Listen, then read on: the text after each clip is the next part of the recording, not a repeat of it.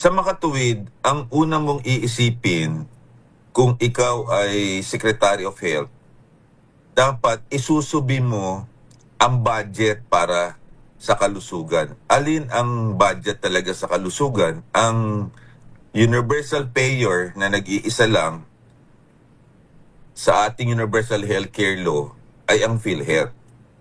Dapat yan, napondohan mo para pagdating ng rainy season, ng crisis, ang bansang Pilipinas hindi magkakaproblema. Kung alala mo ng Presidente Duterte na nag-COVID pandemic, naglaan sila ng COVID 200 billion funds para pag na-admit ang isang COVID case, 800,000 ng case rate nun, wala kang down doon, papasok ka sa ospital, yun na ang magiging bayad sa'yo.